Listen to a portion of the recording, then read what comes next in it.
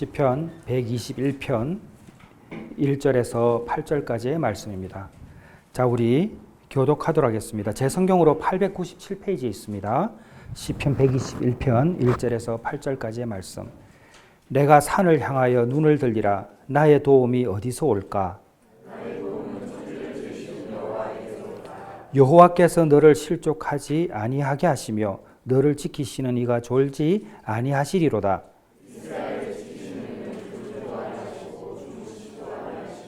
여호와는 너를 지키시는 이시라. 여호와께서 내 오른쪽에서 내 그늘이 되시나니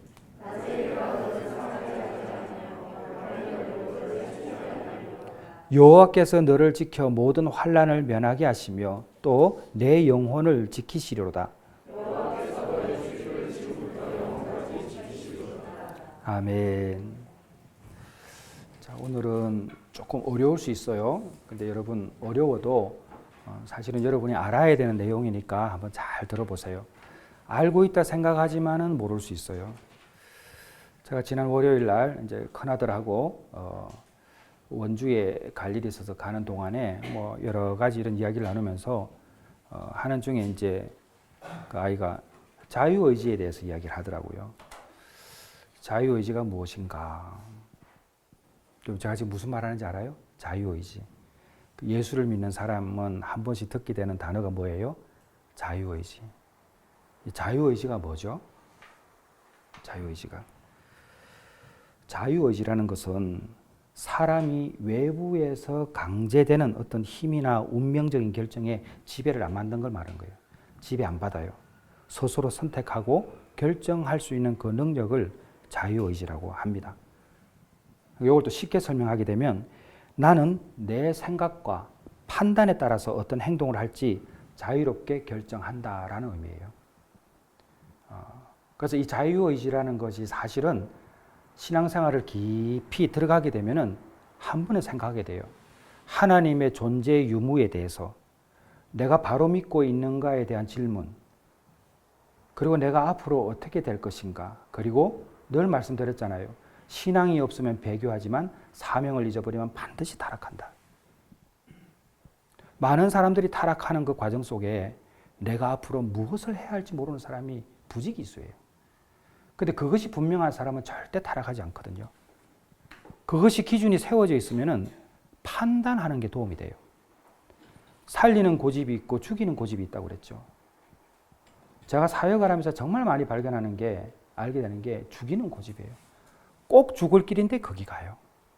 아무리 봐도 죽는 길이라고 말해도 안 들어요. 그것도 고집이죠. 그런데 그 고집은 죽이는 고집이에요. 죽이는 고집은 자기만 죽이지 않아요. 가족도 죽여요. 살리는 고집이 있습니다. 너 그렇게 가면 죽어. 근데 그 길이 옳은 길이야. 그러면 그때 고집을 펴서 죽어요. 근데 그런 사람은요, 자기는 죽지만 다른 사람을 살려요. 세상을 가만히 들여다보면 고집 없는 사람은 없어요. 그런데 죽이는 고집을 피우는 사람이 얼마나 많은지 몰라요. 교회 안에도 얼마나 많은지 몰라요. 근데 제가 영화 감독이잖아요. 영화를 만들면서 만났던 수많은 믿음의 사람들, 그들과 함께하는 동역자들은요, 살리는 고집을 세우는 사람이지 죽이는 고집을 버린 사람이에요. 여러분도 내면을 들여다보세요. 여러분과 같이 사는 사람들 생각해 보세요. 살리는 고집을 피우는 사람입니까? 죽이는 고집을 피우는 사람입니까? 죽이는 고집을 왜 세우는지 알아요? 주인이 안 바뀌어서 그래요. 말로는 예수를 믿는다 하면서도 안 바뀌어요. 예수 믿는 사람은요, 모습으로 드러나요. 행동으로 나타나요. 아무리 내가 예수를 믿는다 말해도 소금과 빛의 삶을 살지 못하면 그 어떻게 예수 믿는 사람입니까? 어렸을 때는 가능해요. 나이가 들어도 신앙이 어렸을 때는 괜찮아요. 그러나 하루하루 하나님의 말씀을 대하고 이게 옳지 않았구나 라는 것을 깨닫고 살아가는 사람에게 어떻게 변화가 안 일어나겠어요? 어찌되었든 그런 고집들이 있는데 이 자유의지가 잘못 작용할 때가 있어요.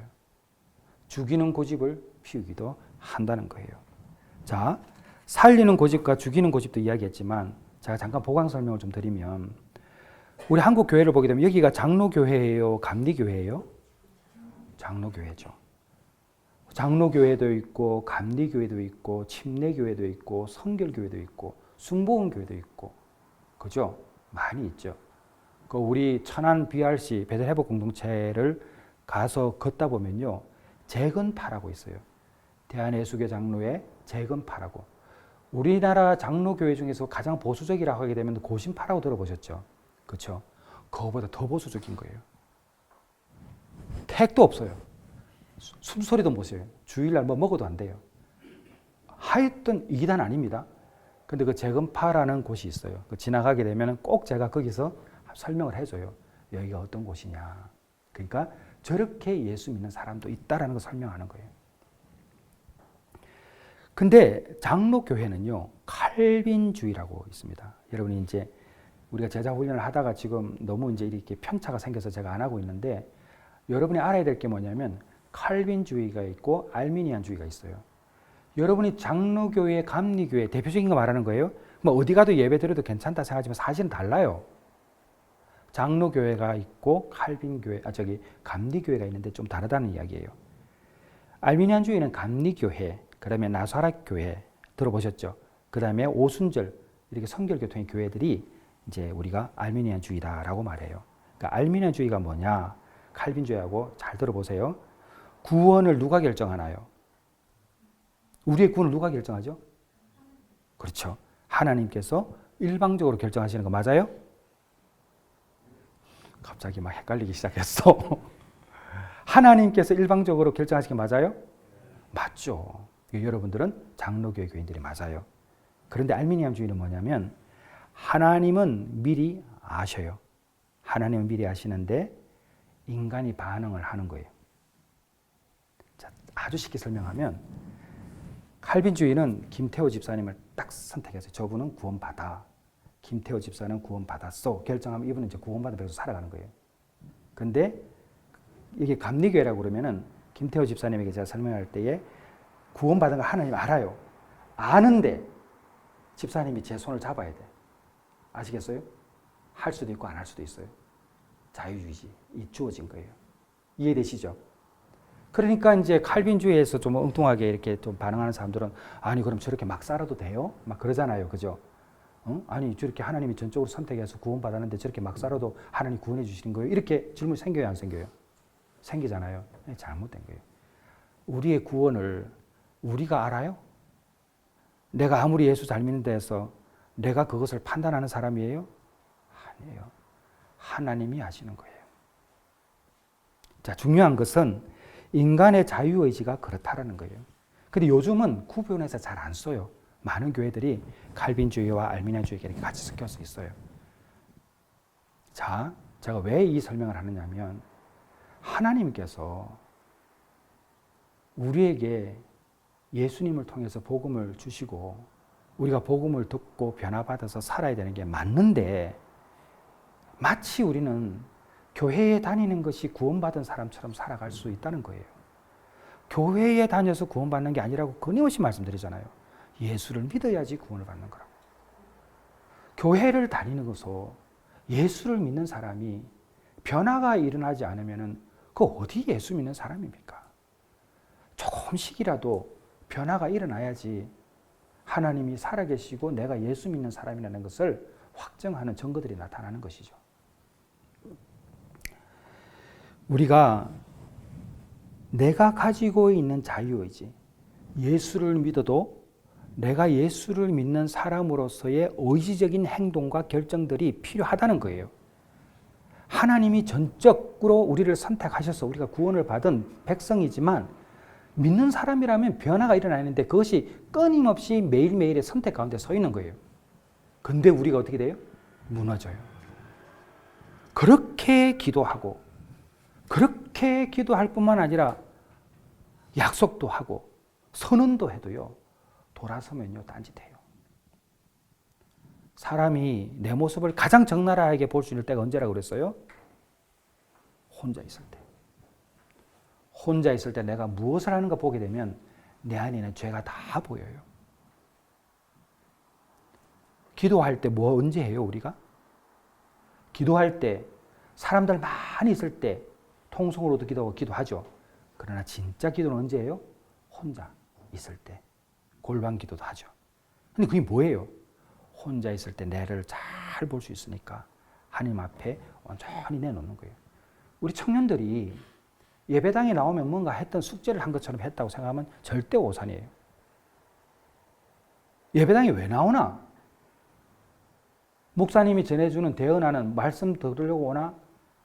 아니, 그렇게 생각 안 하고 오는 청년들도 부지기 이수예요. 그냥 예배당 오는 거예요. 그리고 마치 숙제한 것처럼 나도 할 만큼 했다고 그래요. 무슨 할 만큼 해요? 어른들도 마찬가지예요. 무슨 할 만큼 해요? 얼마만큼 자기 인생을 하나님 앞에 내려놓고 고민해 보셨습니까? 그래서 우리는 선택을 잘해야 된다. 선택을 잘해야 된다고 이야기할 때에 하나는 뭐냐면은 분별력이 있어야 된다. 분별력이 필요할 때는 지혜가 있어야지 이것이 가능해요. 자, 하나님께서 모든 것을 다 아시고 다 예정하셨어요. 그러면 우리가 기도가 할 필요가 있을까요, 없을까요? 최수진 지사님, 기도할 필요가 있어요, 없어요? 하나님 다 예정하고 계신데 기도하면 무슨 소용이 있어요? 성빈아, 기도할 필요가 있을까, 없을까?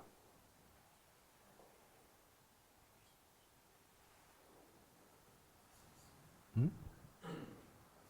있어. 왜?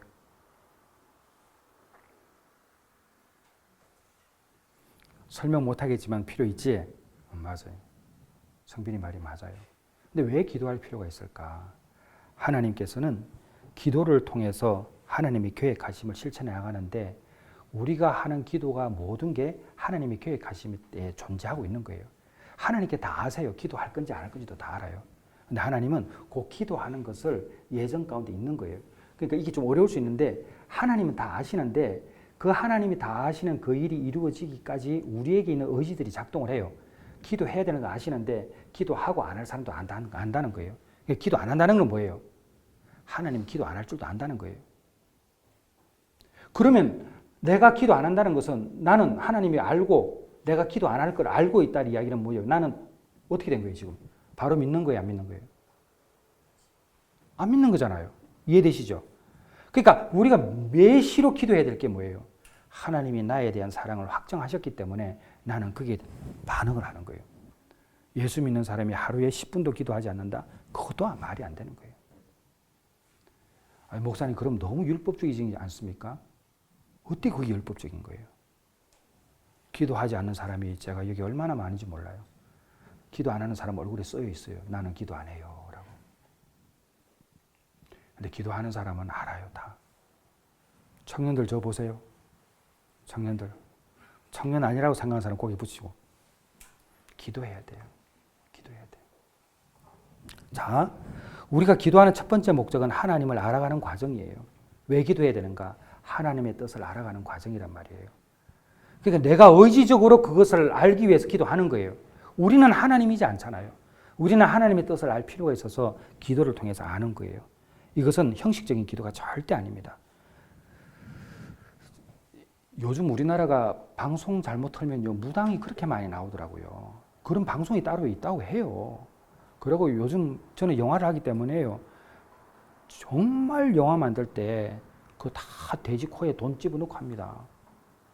그거 안 하면 찝찝해가지고 그거 꼭 해요. 그러면 기독교인들이요, 어쩔 수 없이 뒤에 멀뚱멀뚱 서 있어요. 저는 그렇게 안 시키죠. 예수 이름 떠나가라고 뒤에서 막 부르짖으라고 그러죠. 근데 우리가 주술처럼 예수님을 믿어요. 기도하면 우리가 요즘에 무인 카페 가게 되면 돈 넣고 딱 누르면 쭉 나오잖아요. 돈 넣는 거는 기도고 누르는 것은 내 기도 제목이고 그러면 나와야 돼요, 다. 그렇지 않아요. 이게 뭐 누르면 나오는 게 아니에요, 기도는. 그렇게 하면 주술적인 거죠. 우리는 기도의 응답이 되지 않아도 뭐예요? 하나님이 좋은 것을 주신다는 믿음을 가지는 게 중요하잖아요.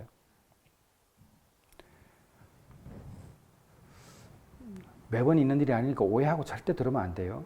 여기 5층에. 우리 여러분 들었었을 거예요. 저는 근데 그것을 제가 간증을 안 할 수가 없어요. 영화를 만드는데 너무 돈은 없고 만들어야 되겠고 힘들어하고 있는데 목사 한 명이 와가지고 1,000만 원을 주고 간 거 아니에요. 주고 간 거 아니에요. 그래서 받았죠. 하나님이 갖다 주려 했다고. 근데 그것만 하면 그냥 있을 수 있는 일이에요. 근데 일주일 후에 또 왔어요. 하나님이 한 번 더 갖다 주랬대요.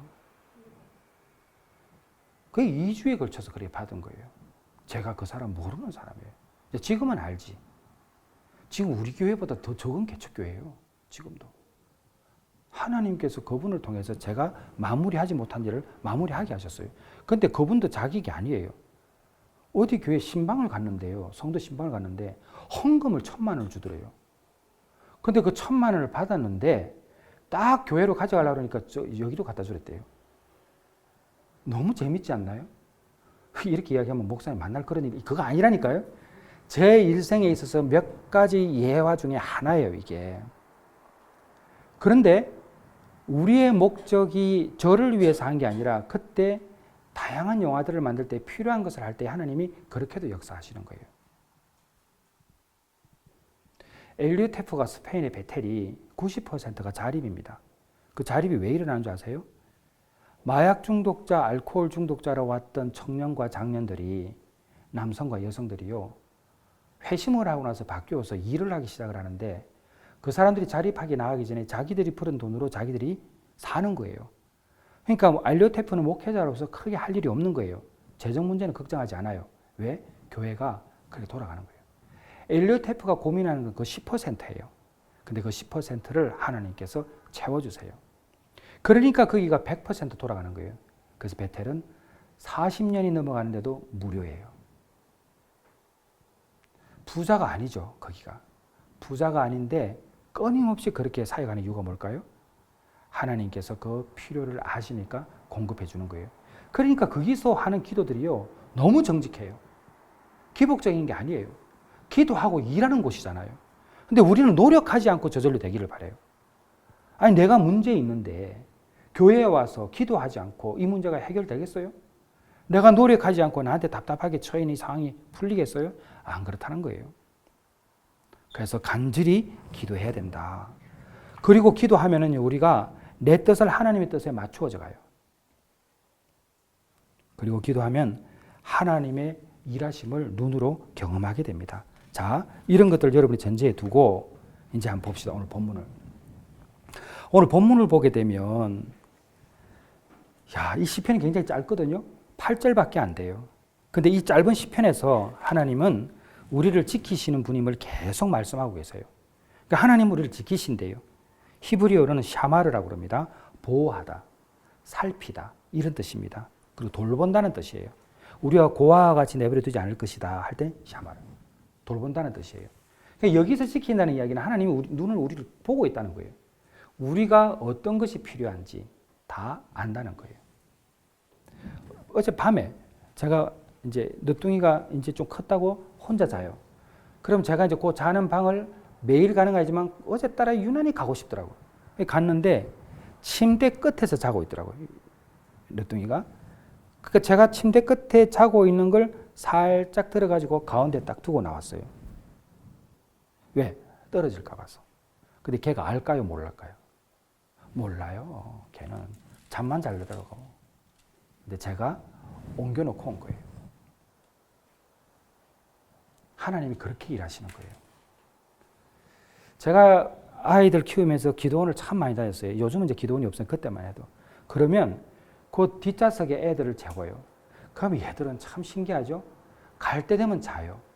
눈 뜨면 도착해 있어. 걔들은 잔 거밖에 없어. 그런데 서울에서 공주까지 가 있고 공주에서 서울까지 와 있어요. 누가 일했어요? 부모가 일한 거지. 제가 운전하고. 그러니까 우리의 세상에는 이런 일들이 있단 말이에요. 우리가 인식하지 못하는 사이에 어떤 일이 이루어져 있다는 거예요. 하나님께서는 이때 샤마르, 보호하다, 살피다, 돌보다 이제 이런 뜻입니다. 그러니까 여호와께서 너의 출입을 지금부터 영원까지 지키신다라는 이 말씀은 하나님이 얼마나 철저하게 쉬지 않고 깊은 관심과 사랑으로 우리를 지키시는 분인지 알 수 있습니다. 근데 우리가 하나님께 질문하는 거예요. 하나님 다 알아요. 다 아는데 안 믿어져요. 하나님 우리를 지키시는 분이 아는데 하나님이 안 계신 것 같아요. 이게 이제 우리의 질문이에요. 근데 오늘은 이제 두 가지 사건을 통해서 우리가 아버지의 마음이 뭔지를 한번 살펴보고 나가도록 하겠습니다. 자, 우리 창세기 22장으로 가보겠습니다.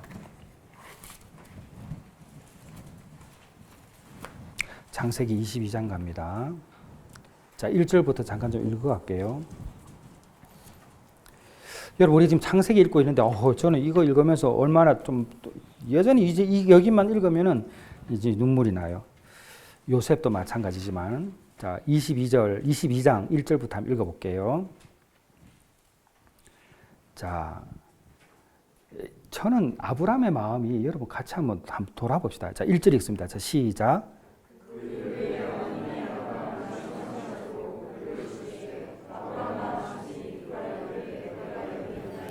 아브라함이 기도하는 사람이에요? 아니에요? 기도하는 사람이죠. 그러니까 부르실 때에 바로 반응을 해요. 자, 하나님께서 아브라함에게 역사를 하셨어요? 안 하셨어요? 요 1절만 보게 되면. 그동안 역사하셨죠. 그러니까 그 신뢰가 있으니까 바로 벌떡 일어나는 거죠. 자, 2절 읽습니다. 시작.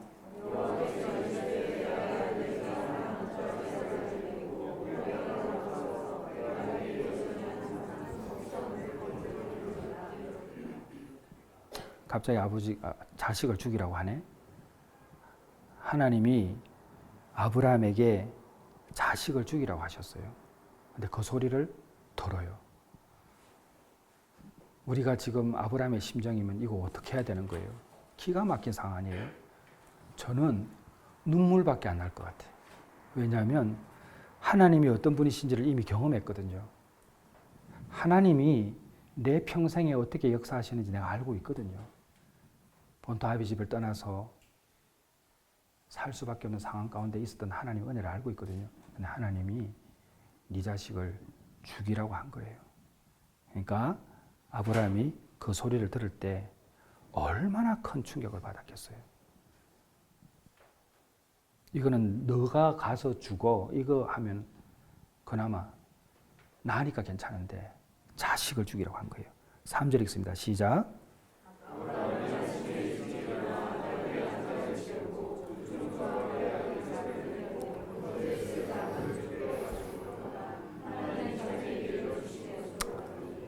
아브라함의 감정이 전혀 묻어나지 않고 있는데 아침에 일찍 일어났어요. 제 생각에는 잠을 못 잤을 것 같은데 이게 뭐 잠이 왔겠습니까? 이게 자식을 죽이라는데 나귀의 안장을 지우는데 그 나귀의 안장을 지울 때에 상상이 안 돼요.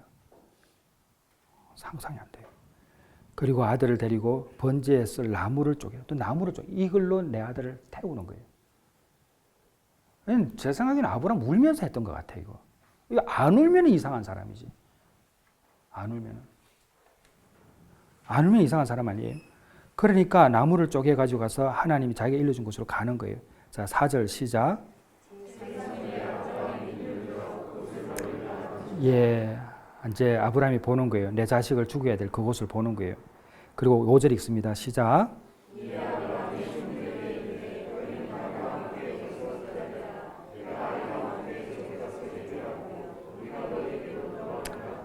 아브라함이 종들에게 말하는 거예요. 너희는 여기 있어. 내가 내 아들 데리고 가서 예배하고 돌아올게. 이렇게 되어 있어요. 근데 여기서 우리 가라고 되어 있잖아요. 내가 돌아올게가 아니라 우리 가라고 하는 거예요. 저는 여기가 아브라함의 믿음의 지점이라 봐요. 그러니까 예를 들면 종들이 모르니까 그냥 뭐 우리가 돌아올게 이렇게 할 수도 있어요. 근데 그렇다고 치고 저렇다고 쳐도 아브라함이 하나님에 대한 신뢰는 있는데 자식을 죽으라고 한 그 명령 가운데 아브라함이 처해 있는 이 상황은요, 이거는 말도 안 되는 상황이에요. 그리고 내 자식을 데리고 이제 가게 되고 기다리라 하면서 이제 가게 되는 거예요. 자, 6절 시작.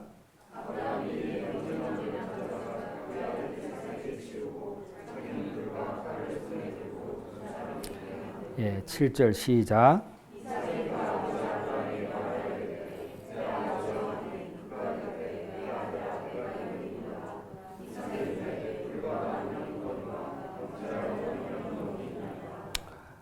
아브라함이 한마디도 하지 않고 자식을 데리고 떠나는데 그 아무 말 하지 않는 그 아버지를 향해서 이삭이 묻는 거예요. 이삭도 이상한 거예요. 번제드릴 재물이 없고 그냥 가는 거예요. 궁금해서 묻는데 아브라함이 이야기합니다. 자, 말이 없던 아브라함이 이렇게 대답합니다. 8절 시작.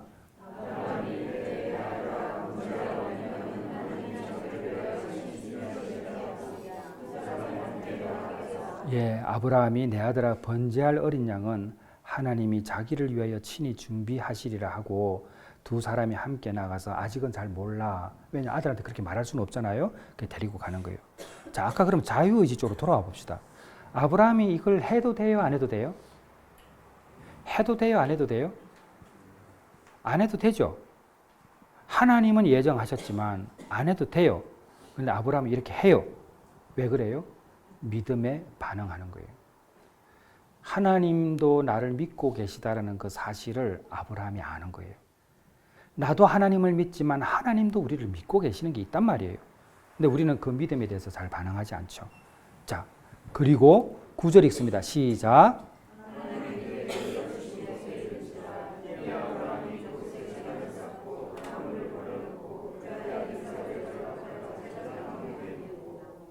(10절) 읽습니다. 네, 여러분 얼마나 이 설교 많이 들으셨어요? 이거는 오늘날로 보면은요, 이삭은요, 이때부터 심리적으로 큰 타격을 받아서 상담받아야 돼요. 살았다면. 저 찾아와야 돼요. 아버지가 저 죽이려고 했어요. 저한테 와야 돼요, 이삭은. 그리고 아버지도 심리검사 받아야 돼요. 이 정상이 아니잖아요. 아니, 우리 멀리 보지 말자고요, 이거. 그냥 우리 딱 나타나는 현상을 보자고요. 누군가가 하나님의 음성을 들었던데 자식을 죽이려고 데리고 가가지고 칼을 꺼내어서 죽이려고 해요. 이거 그것이 알고 싶다 나올 이야기예요, 이게. 이거 뉴스에 나올 이야기란 말이에요. 근데 그 이야기가 우리 성경에 있어요. 그때 11절 읽습니다. 자, 시작.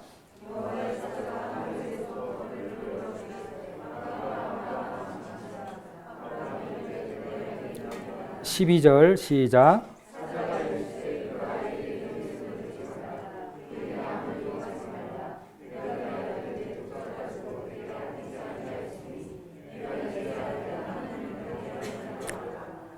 여러분께 질문하고 싶어요. 여러분 예수님 믿으면서 이 정도 해보셨습니까? 비유적으로 자식을 이야기했지만 이 정도로 여러분이 처참한 지경에 빠져보셨습니까? 자식을 죽여야 하는, 칼을 들어서 내리쳐야 하는 그 순간까지도 그냥 하나님은 나를 도우시는 분이라고 생각하는, 하나님은 나를 버리지 않았다고 생각하는 그 믿음 하나만 가지고 칼을 들 수 있습니까?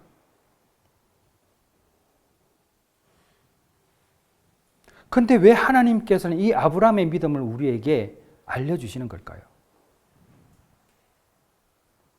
뭐예요, 이게? 어떤 의미일까요, 이게? 하나님은 너를 지키시는 자라고 말씀하시는데, 우리가 이것이 믿어지지 않는데, 돌아가는 상황을 보면 답이 없고 희망이 없고 절망밖에 없는데, 하나님은 늘 나를 지키신다고 그러고, 오늘 본문도 시편 121편도 마찬가지고, 기도하면 응답해 주신다고 그러고 다 하시는데 안 믿어지는 걸 어떻게 해요? 근데 도리어 여러분에게 반문합니다. 이렇게 해보셨습니까? 여기까지 믿어보셨습니까? 아니, 아무도 없을 거예요.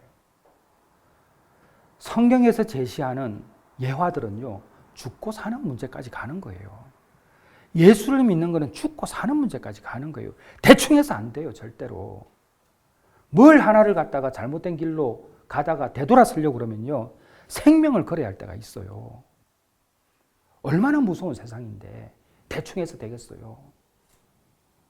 우는 사자가 삼킬 자를 찾기 위해서 밤새 쉬지 않고 돌아다니고 있는데 되겠어요? 안 돼요. 절박해야 돼요. 절박해야 돼. 아브라함이 마지막 칼을 들어서 내리쳐야 하는 그 순간까지 눈물 흘리면서 내리쳤겠지 두 눈 뜨고 어떻게 쳤겠어요? 눈물을 흘려야지만 속으로 안 흘러내리겠어요? 그 눈물이? 하나님 이게 뭡니까? 그래도 하나님에 대한 의심은 거두지 않았어요. 여러분 속에 의심이 있습니까? 아브라함과 같은 믿음을 가지셔야 됩니다. 아브라함이 처음부터 그랬습니까? 아니죠. 자기 아내를 누이라고 팔았던 사람 아니에요. 그 사람도 이렇게 믿음을 가진 모습들이 있었다는 거예요. 그때 하나님께서 하지 말라고 그래요. 준비하신 것을 행하세요. 하나님 미리 준비하신 거예요. 하나님은 미리 다 준비하고 계세요. 예정하고 계신단 말이에요. 문제는 우리의 믿음을 확인하는 순간이 있단 말이에요. 아멘입니까? 바로 믿어야 되겠죠. 여러분, 그 이삭을 바치는 아브라함의 심정을 가지고 여기 오신 분들이 있단 말이에요. 응? 여기 거의 2시간씩 걸려서 오잖아요. 다 거의 대부분이. 제일 여기 가까이 계신 분이 김건남 지사님이 지금 외국가 있어가지고 이번 주까지 못 나와요. 그분 빼고는 다 1시간 반, 2시간 걸려서 와요. 뭐하러 그렇게 시간 걸려서 여기까지 와요? 가까운 교회 많은데. 그럼 최소한 여기까지 온다고 그러면 뭘 해봐야죠. 칼은 들어봐야지. 그 믿음으로 왔다 가고 예배드리고 해야지 변화받는다. 그냥 여기 와주는 게 어디 뭐 가서 뭐 누르면 나오는 것처럼 다니면 절대 안 된다. 아멘입니까? 예, 그렇게 여러분이 하셔야 됩니다. 자, 그 다음에 출애굽기 14장으로 가보겠습니다.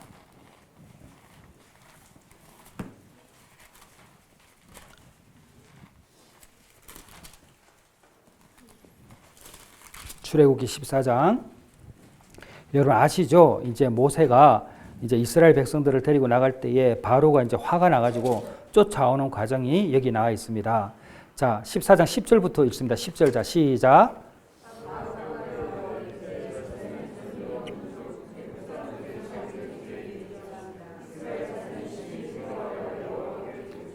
자, 영적인 의미에서 바로는 뭐예요? 우리를 해롭게 하는 사람이죠. 우리를 방해하는 사람이고 우리를 두려움을 갖게 하는 사람이에요. 사람이 가장 언제 망할 수 있는 확률이 높은가? 두려움이 엄습할 때입니다. 예수 믿는 사람이 가장 큰 싸움을 해야 되는 전쟁이 뭐냐면 두려움과의 전쟁입니다. 꼭 죽을 것 같거든. 꼭 망할 것 같거든. 꼭 끝장인 것 같거든. 그게 지금 이 바로예요. 우리에게도 이 바로가 있단 말이에요. 가나안 땅으로 가려고 가고 있는데 겁을 주는 거예요. 이제 죽을 것 같이 이제 느껴지는 거예요. 자, 11절 있습니다. 자, 시작.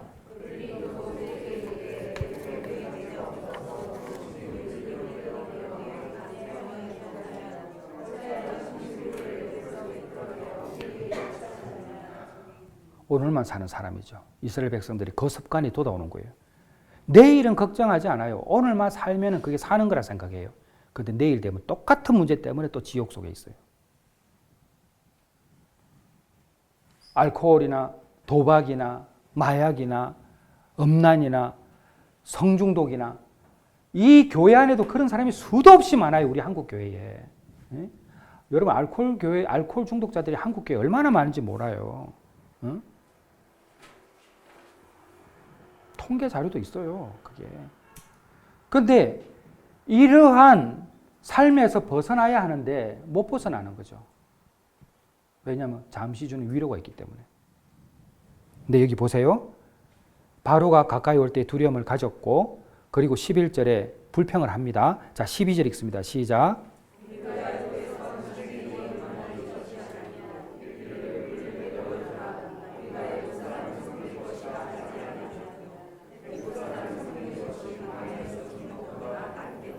그러니까 개구리처럼 물에 설설 데워져서 죽겠다는 이야기예요. 지금 당장 죽는 것보다.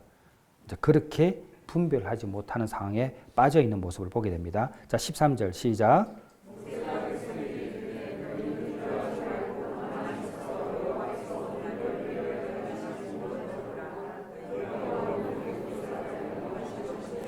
자, 이것은 모세의 경험담이에요. 모세는 이미 경험했어요. 아브라함처럼. 경험을 했는데 모세가 걱정을 해요, 안 해요? 하는 장면이 그 다음에 나와요. 자, 계속 한번 읽어봅니다. 모세가 경험적으로 하나님 알아요. 여러분도 똑같아요. 다 경험했어요. 하나님의 살아계심도 경험하고 다 했어요. 그래서 말로는 하나님이 살아계시다, 하나님 함께 하실 것이다. 똑같이 모세가 그 이야기를 해요. 자, 하는데 14절 읽습니다. 시작. 자, 우리 이거 아멘이 아니에요? 아멘이에요. 여러분도 똑같이 모세처럼 할 수 있단 말이에요. 아멘이에요. 이거 하나님 그렇게 해주세요. 그거 다 믿고 있어요. 자, 근데 15절 읽겠습니다. 시작.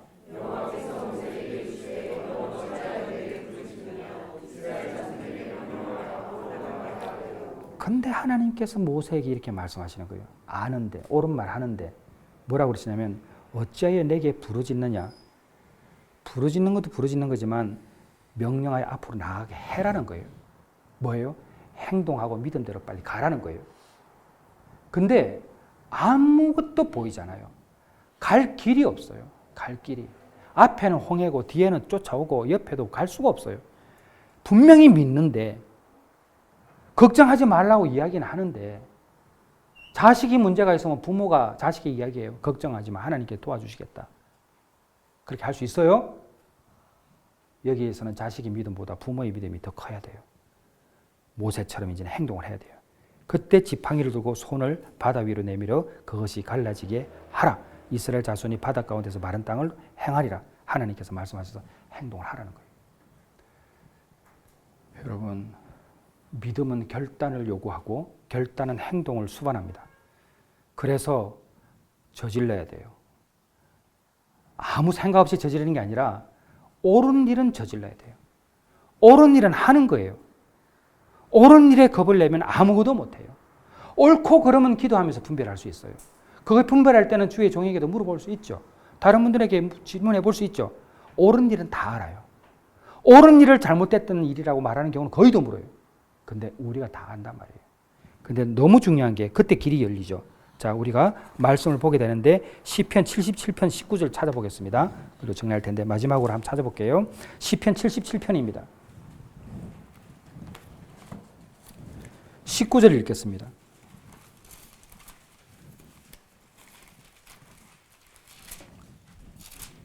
시편 77편 19절입니다.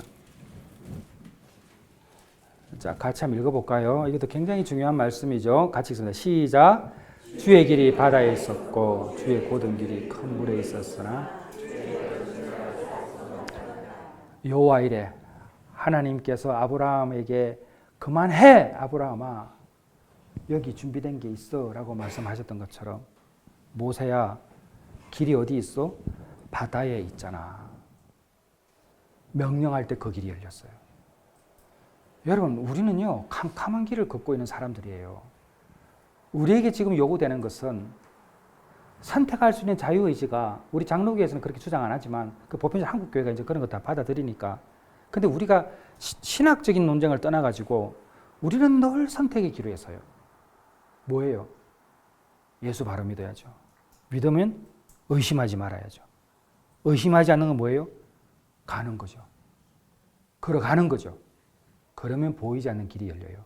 하나님께서 하시는 일이 보이면 가는 길이에요? 안 보이는 길이죠? 그분이 안 보이시는 분인데 그때 길이 열려요. 그래서 너의 도움이 어디서 오는가? 하나님의 도우심이 어디서 오는가? 보이지 않는 곳에서 와요. 보이지 않는. 그 조짐이 보일 때에 우리는 더 간절하게 매달리는 거죠. 근데 우리가 교회에 왜 모입니까? 이 교회뿐만 아니라 다른 교회도 마찬가지예요. 교회에 모이는 것은 그 조짐을 보기 위함이고 그 조짐을 믿기 때문에 그런 거예요. 여러분, 마지막으로 정리하겠습니다. 우리가 예수를 바로 믿고 우리가 아브라함처럼 모세처럼 이 믿음을 지켜가기 위해서는 우리의 생각이 다 달라져야 돼요. 그렇게 하기 위해서는 늘 강조하지만 하나님 앞에 지나간 가오를 반드시 회개하시길 바랍니다. 회개는 입으로 하나님 잘못했어요, 이게 회개 아니에요. 그건 입으로 하는 거지. 회개는 삶을 돌이키는 거예요. 회개를 하는 순간 그때와 같은 삶으로 안 돌아가는 거예요. 그때 사람이 바뀌어져 가요. 그러다 보면 싸울 때 가지고 져서 피 흘릴 때도 있지. 그런데 그거요 점점 없어져요. 그리고 어느 순간에 거듭난 삶이 무엇인지를 체험하게 되고, 그렇게 해서 내가 바뀐 것은 내 주변에 있는 사람들이 가장 먼저 알아봐요.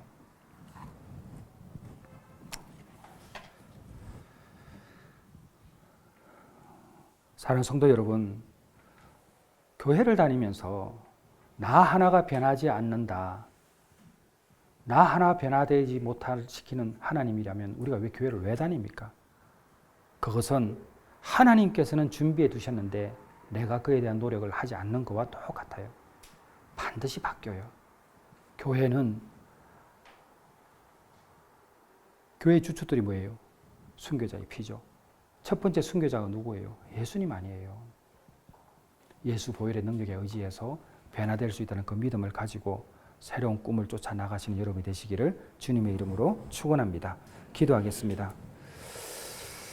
자, 우리 기도하는데 찬송가 같이 하고 기도할게요. 자, 일어나세요. 찬양합시다.